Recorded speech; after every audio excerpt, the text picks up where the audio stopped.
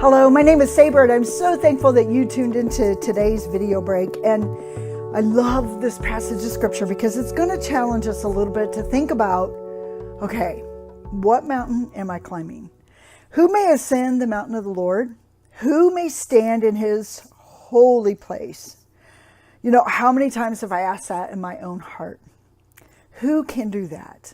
Who can find themselves daily in the presence of the Lord? But here's this picture that went through my mind when I'm thinking about this passage. I see we have an option. We can choose to climb the mountain of the Lord, or we can choose to climb the mountain, you know, this mountain out here. We can buy into the idea that if we climb harder in this world, we're going to find success. But at the top of God's mountain is this place called his presence. And his presence is found all the way through this climb, this ascension with him. And you know what's awesome about climbing the mountain of the Lord is we're not alone in our climb. Every step we take, every moment that we have, it's all done with him. And see, but the other mountain that we buy into sometimes is that we got to climb this mountain and find this place where we can find, satisfaction in this world. And so we try to climb it apart from God in the ways that we're going to do this by ourselves. And we can climb but what we find on this mountain is a mountain of competition, that we look around and see who we're climbing with, and we've got it, and we get discouraged when others are climbing faster or higher than we are.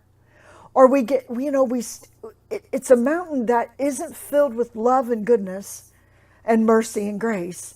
It's filled with, let's do it fastest, quickest, the most, how prosperous we can get along the way, how powerful we can get along the way. That is the mountain that the world will offer you. Come climb it, it says.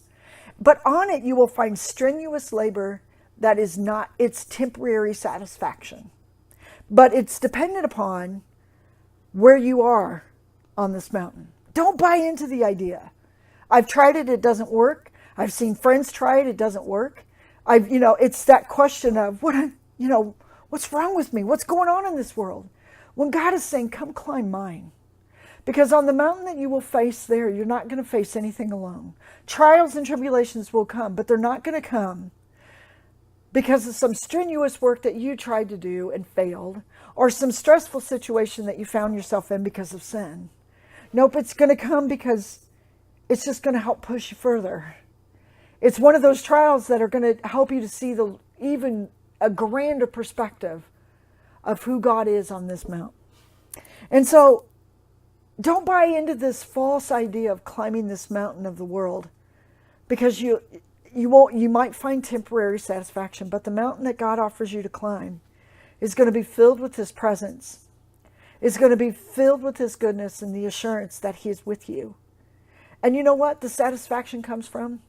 This relationship that you have along the way, this sure footing that you have along the way, these steps that you can take with God all along the way. And so the success then becomes determined by the Creator, because he's already deemed your success, and your success is based in him. And your success is based on what God is pouring into your life and the steps that you're taking with him. Not what your brothers are doing or not what your sisters are doing, but it's this deep intimacy with God that all along the way he's helping you up.